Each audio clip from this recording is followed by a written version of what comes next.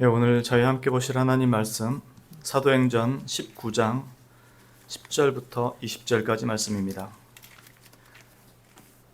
신약성경 221페이지 사도행전 19장 10절부터 20절까지 말씀입니다.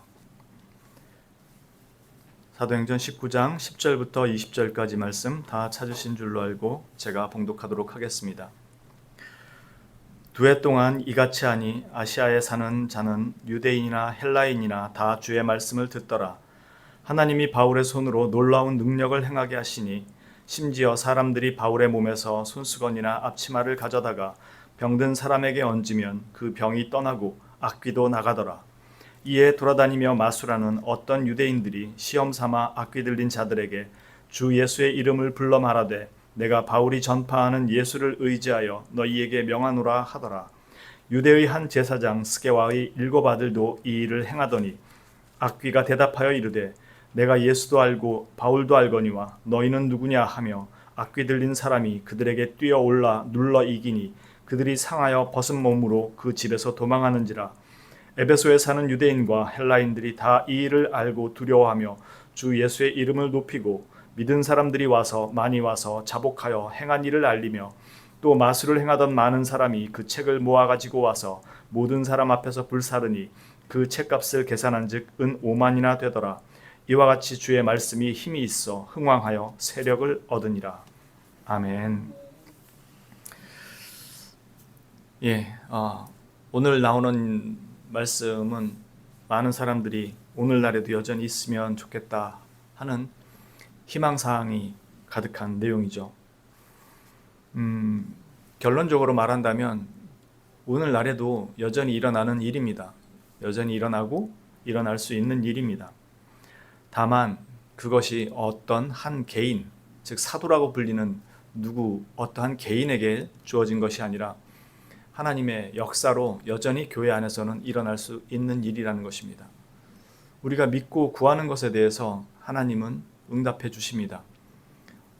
다만 우리의 믿음, 또 우리의 간구, 우리의 소원, 이것들이 우리가 믿었다고 해서 반드시 다 성취돼야 한다는 것은 아닙니다.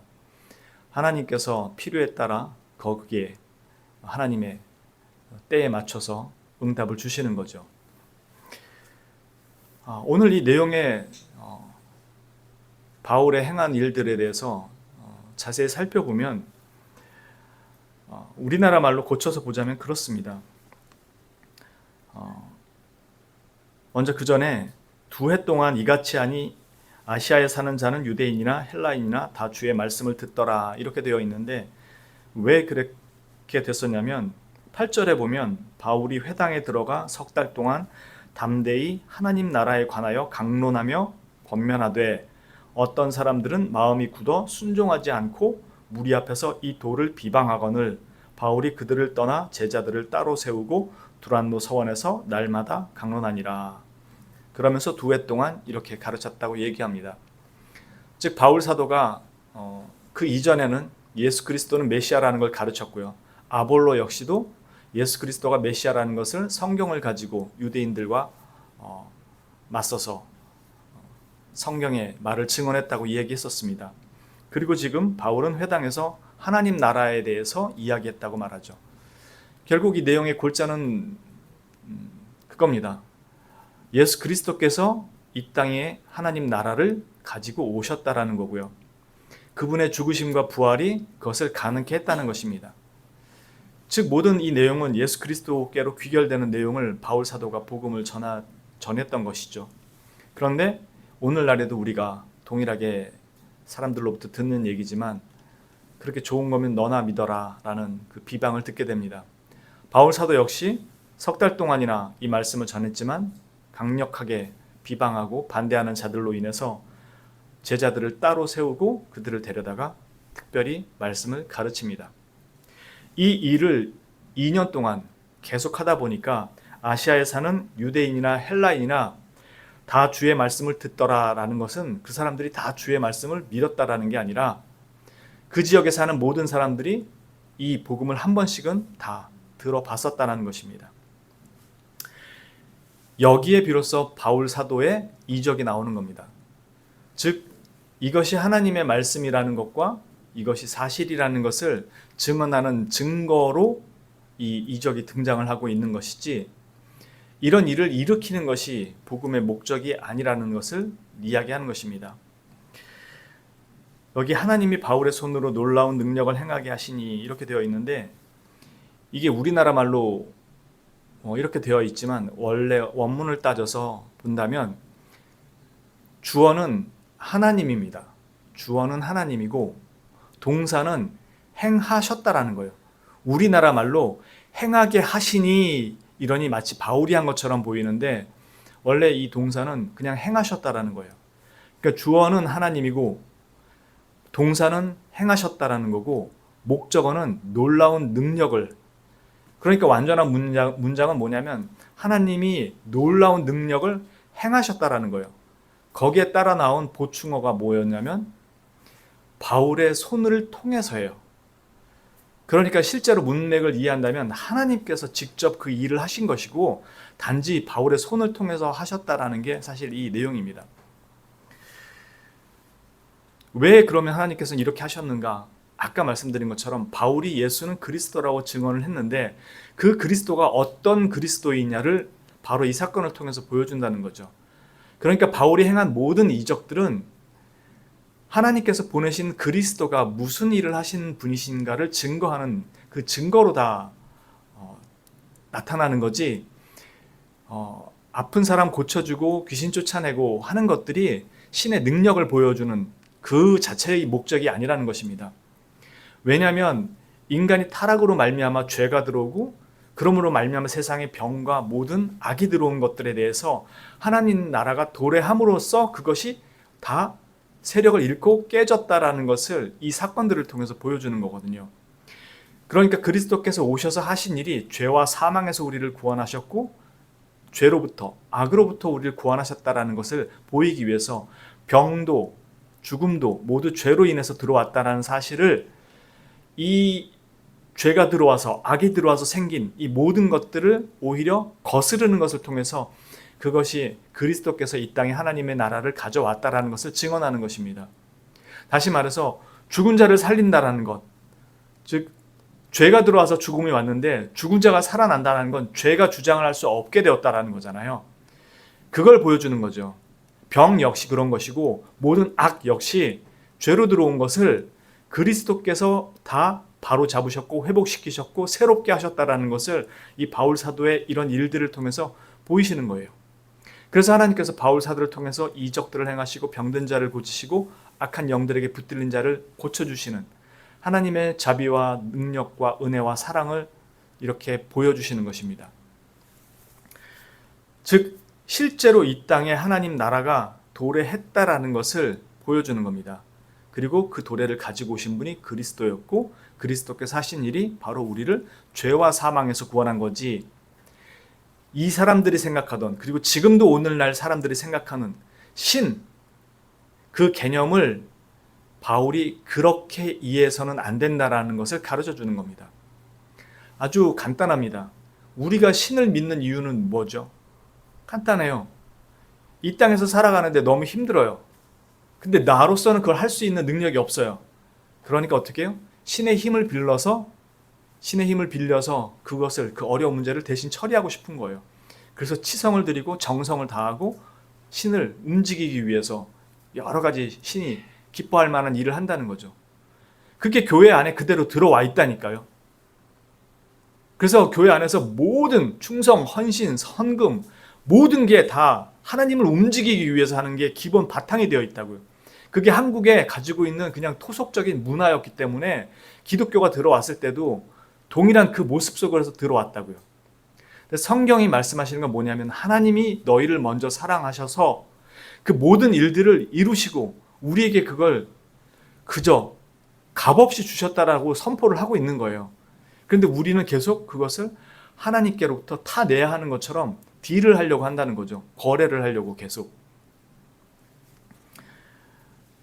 성경이 가르쳐 주는 건 이 세상은 이미 하나님의 나라가 도래했다는 것입니다.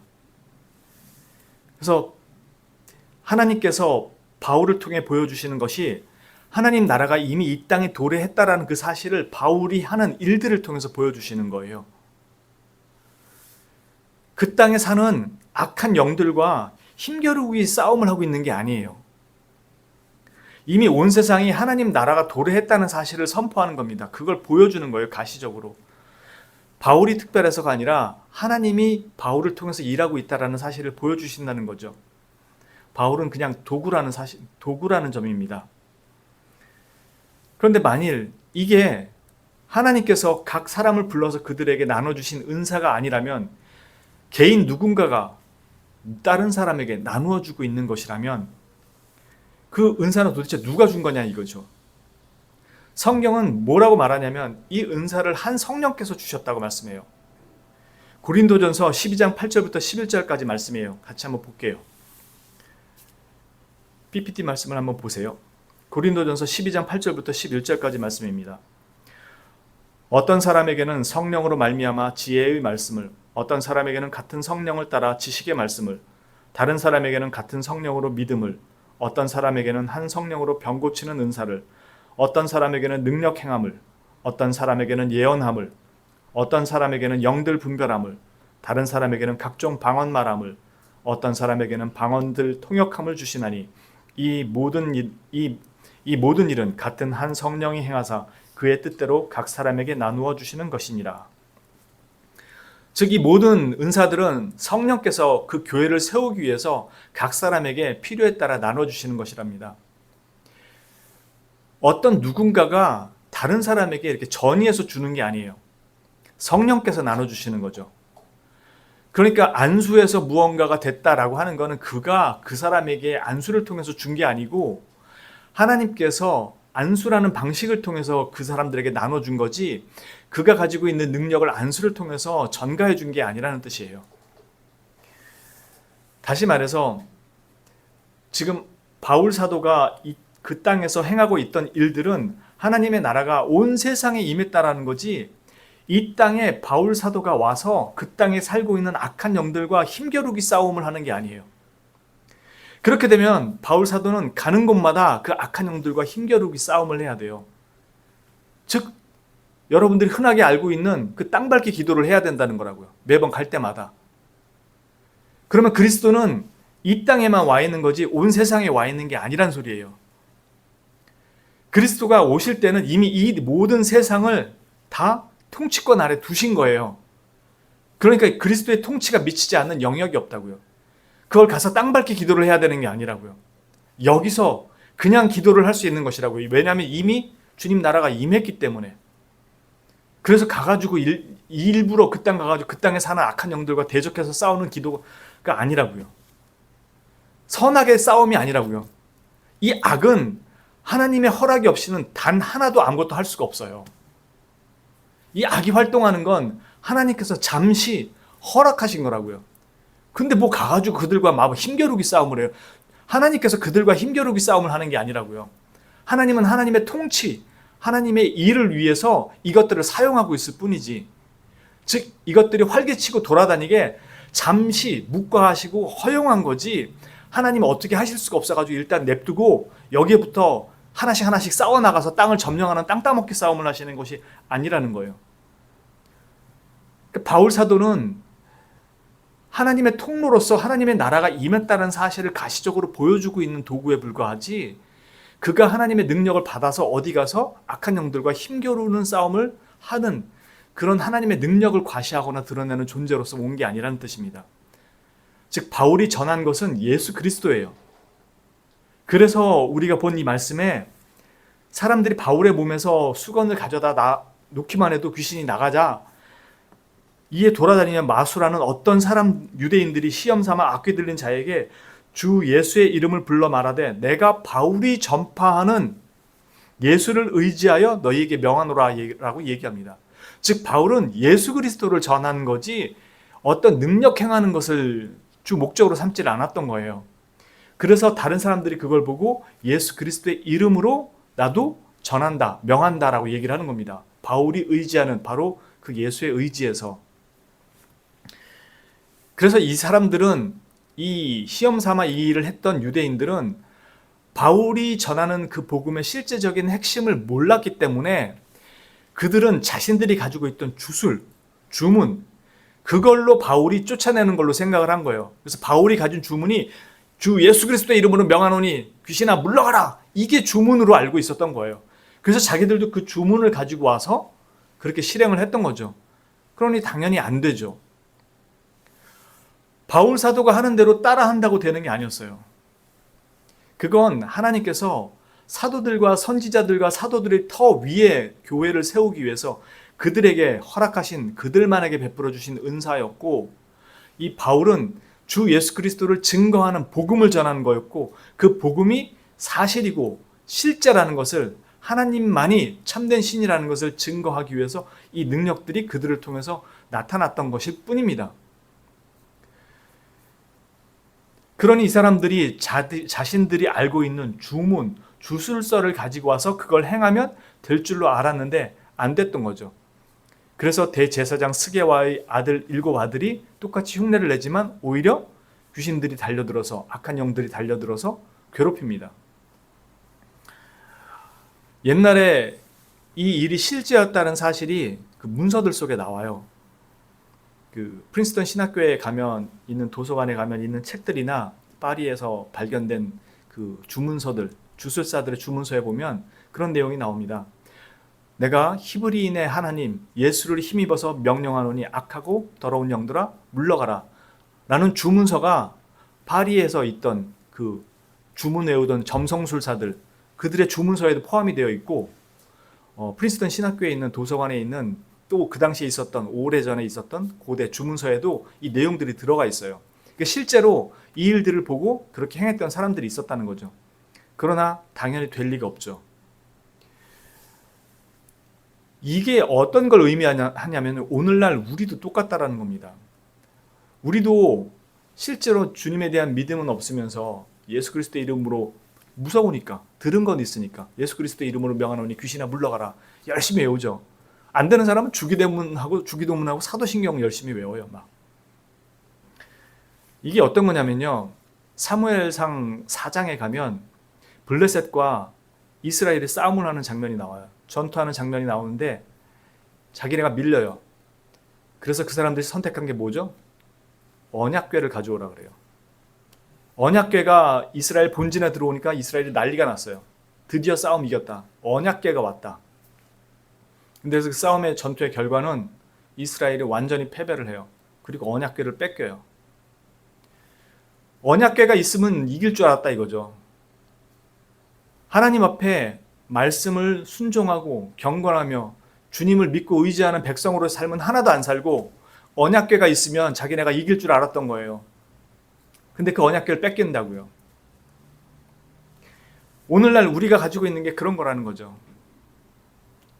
여러분, 요술램프 진이 보면 하나씩 갖고 싶잖아요. 요술램프 진이 어떻게 불러내죠? 천이나 옷으로 램프를 문지르면 진이가 나오잖아요. 그리고 소원 3개 들어주잖아요. 거기 나오는 내용 중에 지니가 어떤 존재라고 설명되어 있는 거 보신 적 있습니까? 그 동화책 속에 지니에 대해서 설명된 건 하나도 없어요.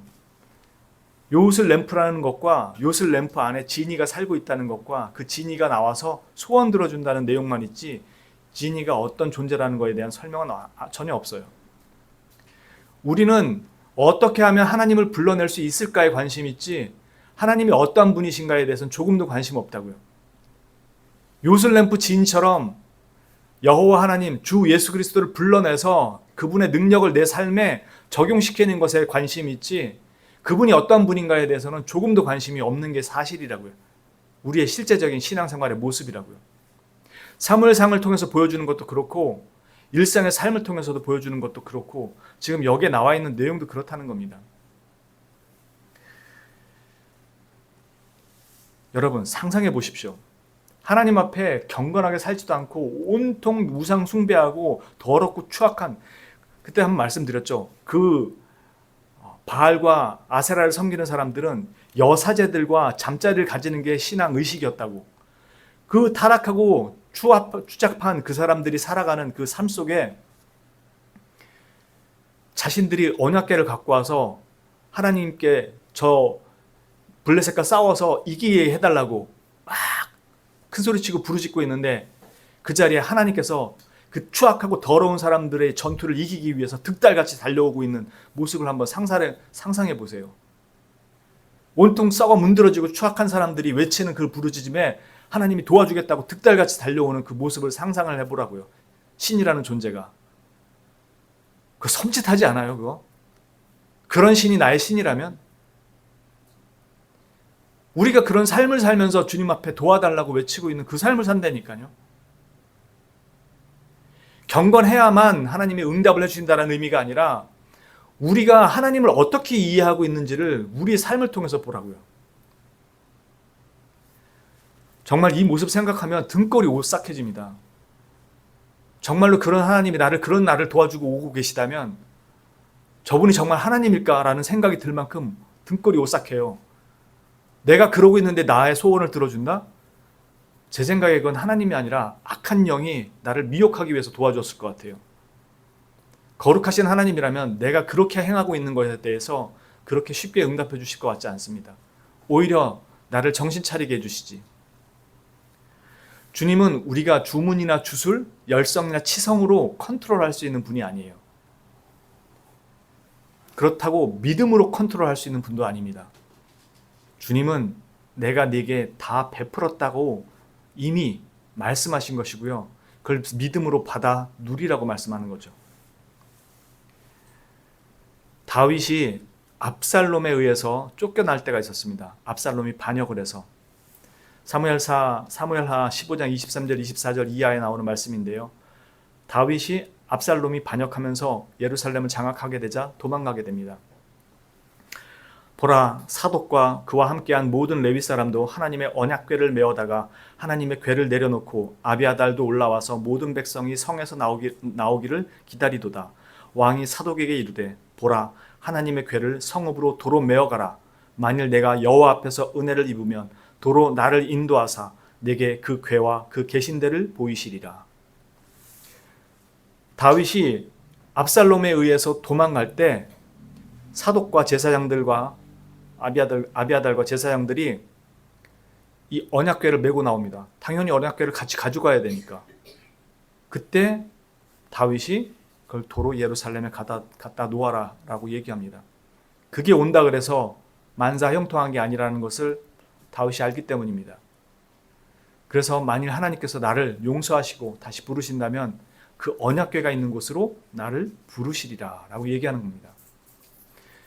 우리는 우리 뜻대로, 우리 소원대로 믿음이란 이름으로 하나님 앞에 결제 서류 들이밀고 그걸 타내는 게 아니에요. 주님은 뭐라 그러시냐면 네가 구하기 전에 다 줬다라고 얘기하시는 겁니다. 믿음으로 그걸 받아라. 근데 우리는 주님 이거 말고 이거 주세요. 이거 말고 다른 거 주세요. 세상 살아가는데 필요한 거 믿음으로 구합니다. 주님을 우리가 컨트롤하려고 그런다고요.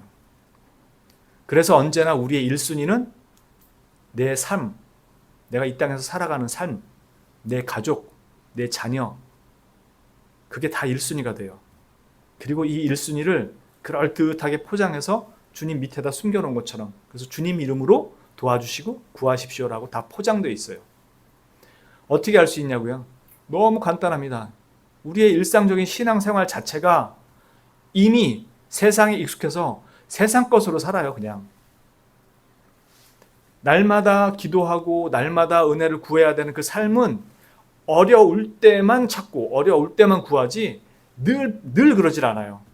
그게 우리의 삶이에요.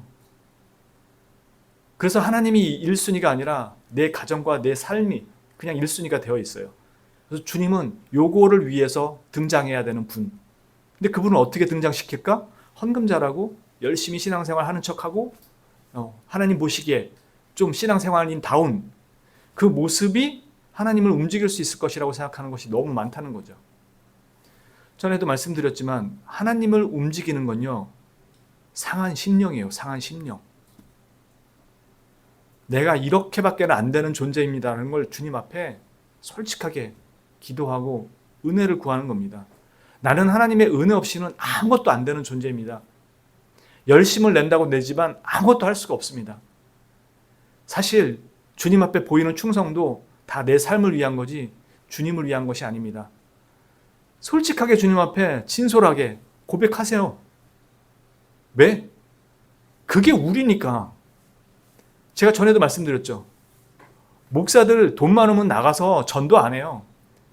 입에 목구멍에 거미줄 쳐야 나가서 전도라도 하지. 그게 목사들 수준이에요. 거짓말 할 수가 없어요. 한 영혼을 구제하고, 물론 한 영혼을 구제에 대한 열망들은 다 있죠. 목사니까. 아주 요만큼이라도 있겠죠. 그런데 자기 목에 정말 목구멍에 이 거미줄 칠 때쯤 되면 시키지 않아도 나가서 전도해요. 그게 우리 수준입니다. 하나님 앞에 솔직해야 돼요. 주님 도와주시지 않으면 발끝 하나 손끝 하나 못 움직이는 나고 움직이려고 하지도 않는 이 게을러 터진 접니다.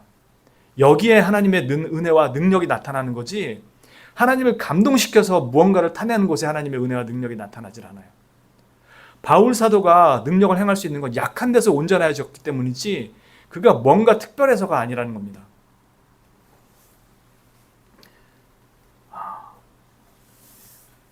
우리는 자주 우리 자신과 그리스도를 이렇게 분리시켜서 생각하려고 해요. 그래서 그리스도 따로, 우리 믿음 따로. 우리는 절대로 그렇게 갈 수가 없습니다. 이 스게와의 7 아들이 악한 영들에게 붙들리게 되죠. 그때 그 악귀들이 정확한 답을 얘기합니다.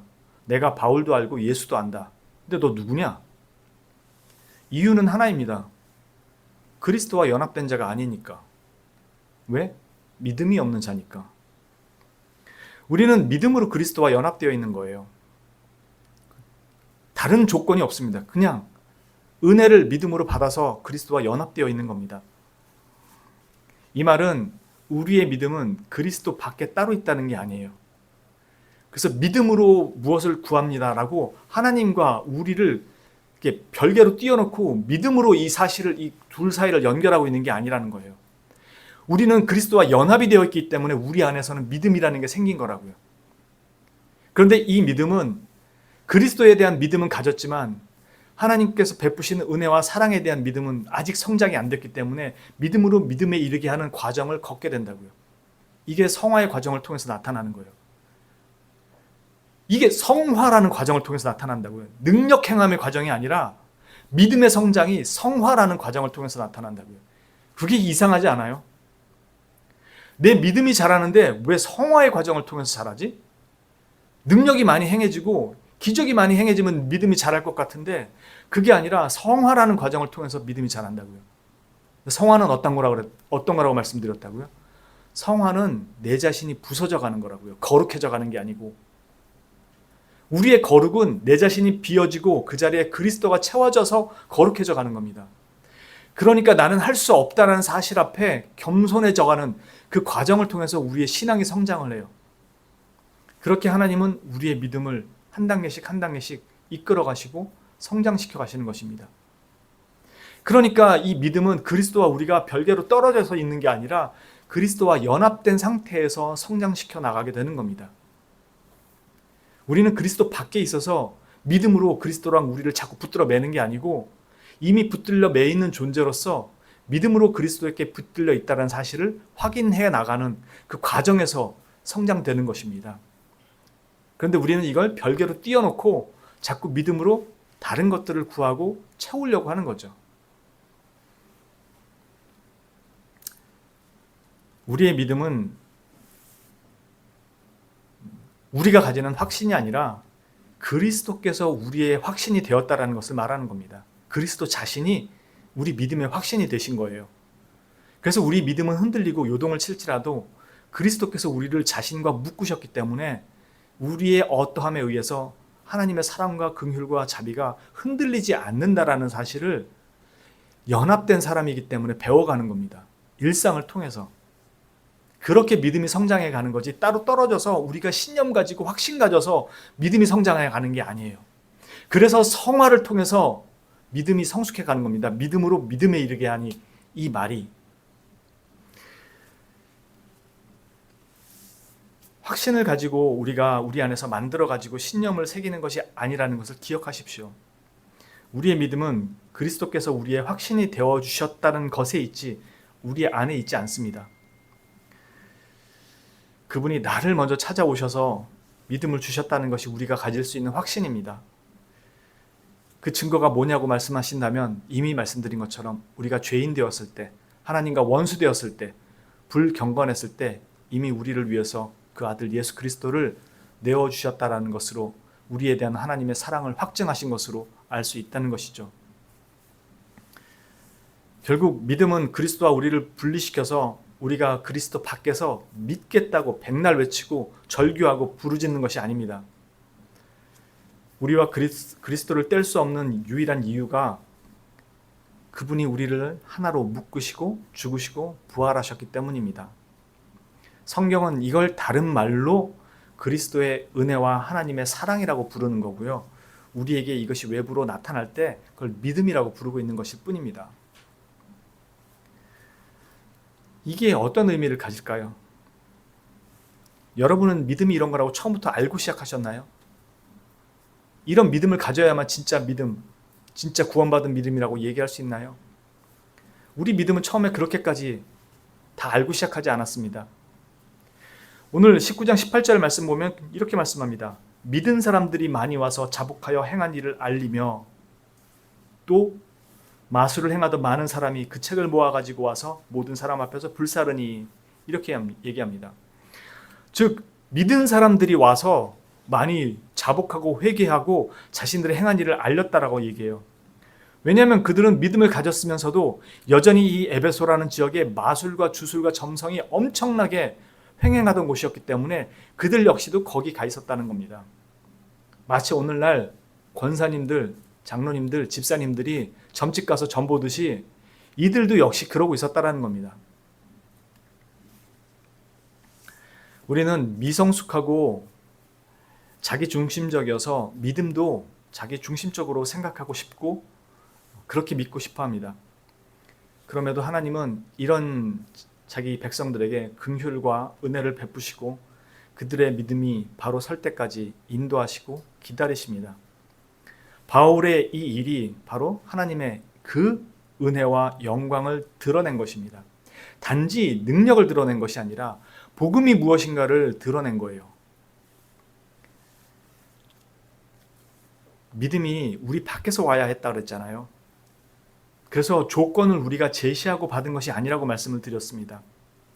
거저 받았기에 은혜라고 말하는 것이고 그것이 밖으로부터 왔다라는 것은 우리가 잘해서 받은 게 아니라는 거예요. 그 말은 하나님의 은혜와 사랑과 긍휼은 변함이 없다는 겁니다. 우리가 이걸 받았다라는 사실은 이것이 하나님께서 도로 취해 가시거나 취소시키려고 주신 것이 아니다라는 것을 이 하나님의 은혜와 영광을 통해서 드러내신다는 겁니다. 즉 하나님의 은혜와 영광이 무엇인지를 이런 사건들을 통해서 보여준다는 거예요.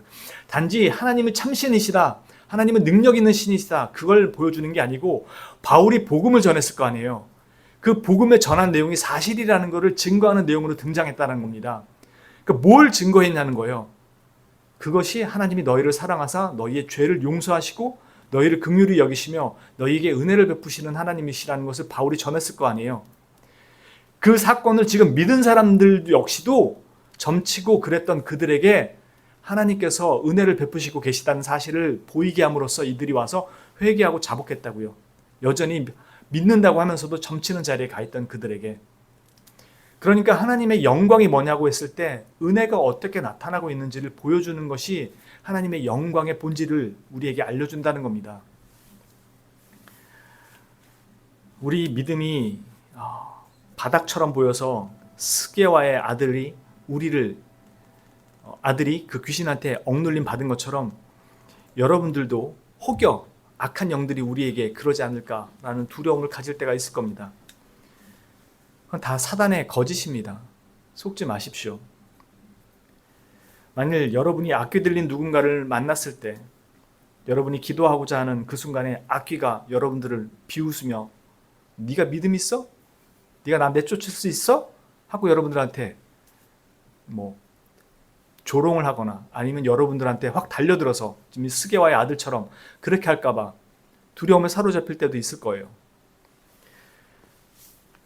만일 악귀가 여러분들한테 와서 너 어저께도 이런 너 네가 정말 그렇게 하나님 앞에 거룩하다고 얘기할 수 있어? 뻔뻔하게 넌 네가 뭐 했는지 잘 알잖아 라고 여러분들을 충동질하고 여러분들을 고발하려고 들 수도 있을 겁니다. 만일 악귀가 여러분들이 혹시라도 악한 영에게 붙들린 사람을 만나서 그들을 위해 기도하는데 그 악귀가 여러분들한테 만약에 네가 뻔뻔스럽게 네가 행한 행위를 네가 알잖아. 네 속이 어떤 놈인지 라고 여러분을 고발할 때 여러분은 뭐라고 얘기하실 겁니까? 악귀가 만일 그런다면 당당하게 말씀하십시오. 네가 단 하나라도 내게서 죄를 발견할 수 있다면 얘기해 보라고. 우리는 그리스도로 말미암아 모든 죄가 씻긴 존재예요. 결단코 사단이 와서 우리 죄를 밝혀낼 수가 없다고요. 지적질할 수가 없다고요. 왜? 우린 다시 주님 앞에 다 죄 씻김을 받았기 때문에 죄가 없어요. 사단이 우리의 죄를 가지고 시비를 걸 수가 없다고요. 그건 그리스도와 맞서겠다라는 거라고요. 감히 만왕의 왕 앞에 타락한 존재가 어떻게 맞서겠다고 얘기를 합니까? 다 속임수고 거짓입니다. 그러면 우리는 어떻게 거룩해진 거죠? 단 하나예요. 주 예수 그리스도의 보혈로 그냥 그 믿는 믿음 하나로 우리는 거룩해진 겁니다. 그래서 감히 악한 영이 우리에게 죄를 물으려 할 때도 우리가 감히 얘기할 수 있는 거예요. 내게서 죄 하나라도 발견할 수 있다면 발견해봐라. 우리가 가진 믿음이 그거라고요. 온전치 못한데 그리스도께 받은 그 은혜로 거저 용서를 받은 자들이 되는 거라고요. 지금 바울 사도가 보여주는 이 이적들은 바로 하나님의 은혜의 영광을 드러내는 겁니다.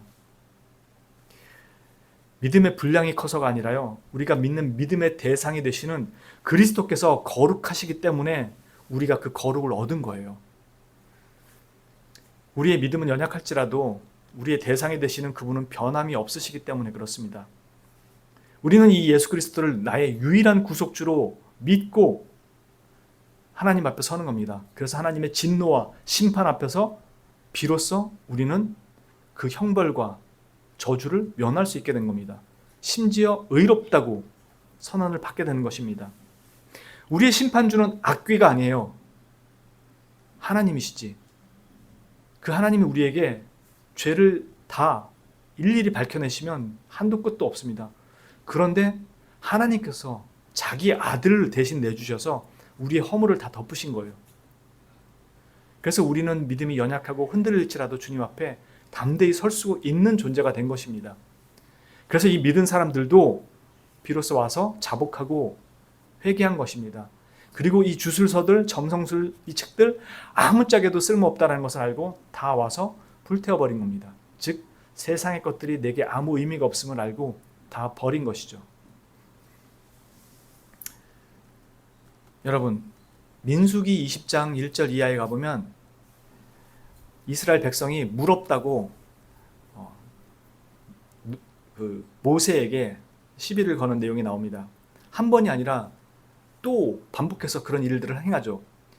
그러자 하나님께서 모세에게 가서 지팡이를 가지고 가서 그들 앞에 서서 반석 앞에 서고 그들 앞에 서서 이 반석을 명령해서 물을 내라고 합니다. 그전에는 쳐서 물을 내라고 하죠. 모세가 지팡이를 짚고 갑니다. 한두 번이 아니니까요. 이들이 이렇게 하는 행위가.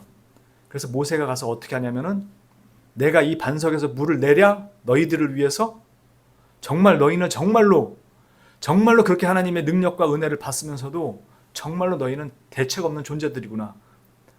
그렇게 물이 먹고 싶냐? 내가 물 내줄게. 이러고 명령을 한 게 아니고 반석을 쳐버려요. 그리고 물이 나옵니다. 그래서 모세는 가나안 땅에 들어가지 못합니다. 왜요? 하나님께서 내가 네게 명령한 그 명령을 준행하지 아니해서 나의 거룩함을 그들 가운데 나타내지 못했다. 물론 모세는 율법을 대표하는 자이기 때문에 율법으로는 못 간다는 것도 그 안에 포함되어 있지만 한편으로는 하나님의 거룩함을 드러내지 못했다고 합니다. 하나님의 거룩함이 뭔데요? 여전히 용서하시고 긍휼히 여기시며 그들을 위해 은혜를 베푸시는 하나님이라는 것을 그저 명령만으로 해서 보이도록 하신 건데 자기가 그 화를 못 이겨서 너희들이 어떻게 해도 그럴 수 있냐라고 반석을 쳐버린 겁니다. 하나님의 영광이요. 이 영원한 저주 아래 놓일 수밖에 없는 죄인들을 자기 아들을 통해서 구원해내신 그 은혜를 나타내는 것이 하나님의 영광입니다. 능력, 권능, 여기에 포인트를 우리는 두려고 하는데 하나님의 실제적인 가장 영광스러움은 도저히 가망 없는 우리들을 하나님의 사람으로 바꿔놓으신다는 것입니다. 저와 여러분 모두 이 은혜를 가진 자들이고요. 이 은혜를 누리고 있는 자들입니다. 그래서 우리 안에서는 믿음이라는 게 생겼고 주님 앞에 나와서 예배하고 있는 겁니다. 여러분들, 이 사도들은 하나님의 부르심을 받아서 선지자들과 사도들의 터 위에 교회를 세우기 위해서 일시적으로 그들에게 허락하신 그들만이 가지고 있는 특별한 은사들이었어요. 이제는 이것이 연속되지 않습니다. 더 이상 누군가에 의해서 이런 능력 행함과 이런 이적들이 나타나질 않아요. 그러나 하나님은 교회, 즉 공통됨이 뭐냐면 사도 바울은 그리스도의 복음을 전했어요. 그리고 그리스도를 전했어요. 교회는 여전히 그리스도를 전하고 복음을 전해요. 그러니까 그리스도의 복음을 바로 전하는 그 교회에는 하나님의 능력과 은사가 반드시 나타나게 돼 있다고요. 안 나타날 수가 없다고요. 왜냐하면 실제로 역사하시기 때문에 능력이 반드시 나타나게 돼 있어요. 그런데 그걸 다른 사람으로 대체해서 그 사람이 있는 교회가 능력이 나타나는 것으로 생각하려고 한다면 잘못됐다고요.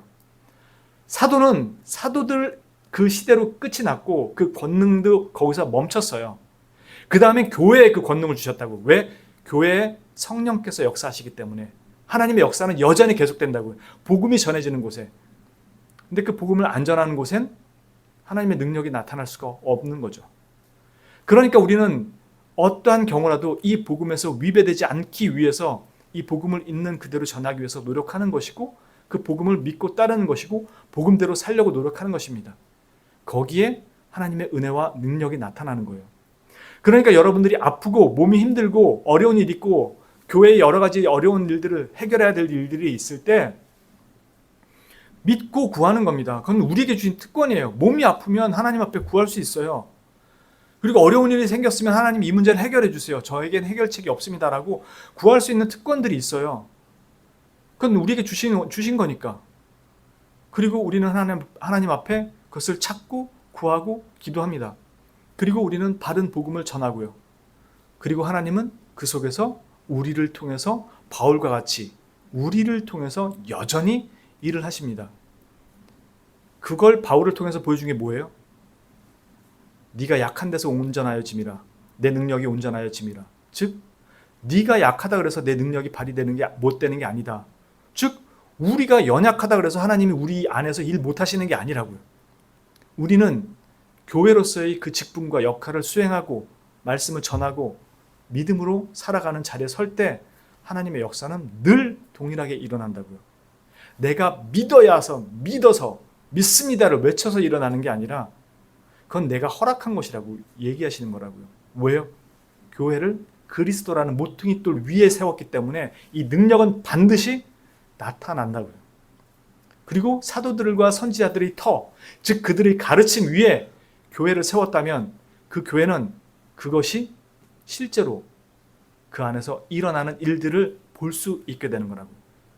그리고 하나님은 각 사람마다 섬기는 은사 또는 가르치는 은사 그걸 따라서 각 사람마다 믿음의 분량에 따라 은혜를 주시고 교회를 섬기게 하셨다는 겁니다.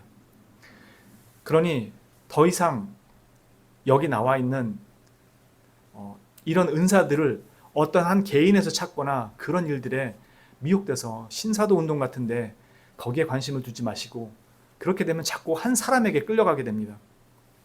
하나님이 이 교회에 그 은사와 능력을 주셨다는 걸 믿고 교회에서 교인의 한 사람으로서 그 자리를 지켜갈 때 우리는 이것들을 얼마든지 경험할 것입니다. 그래서 서로가 아픈 사람들을 위해 기도하고 서로가 어려운 일들이 있으면 기도 제목을 내놓고 함께 기도하는 것입니다. 여러분들은 어떤 분들은 이미 그것을 경험하셨잖아요. 실제고 여전히 이 안에서 역사하시는 하나님의 능력이고 성령님께서 이 교회의 통치자입니다. 그리스도께서 머리가 되십니다. 그리고 누누이 강조하지만 이 예배의 자리에 주님이 지금 함께 하고 계세요. 함부로 우리가 예배를 그렇게 경히 여길 예배의 자리가 아닙니다. 여러분들이 이 자리에 하나님이 실제로 주인 되신다는 걸 믿고 의심하지 마시고 우리는 우리의 자리와 본분을 지키며 교회의 한 지체로서 역할을 다해야 함을 늘 상기하시며 그 안에서 주시는 은혜를 사모하는 마음으로 우리의 신앙을 잘 세워가시기를 주님의 이름으로 축원합니다. 기도합니다.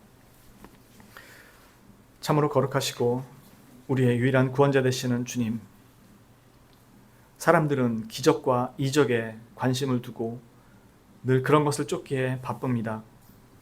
그러나 우리는 이 모든 것들이 오직 우리 주 예수 그리스도를 증언함에 나타난 그 증거들이고 그 일들임을 알기에 이제는 우리에게 이 사도들을 통해서 성령 하나님께서 기록하고 남기게 하신 변함없는 진리의 이 말씀을 우리가 가졌기에 우리는 이 말씀대로 살아가고 이 말씀을 쫓아갑니다.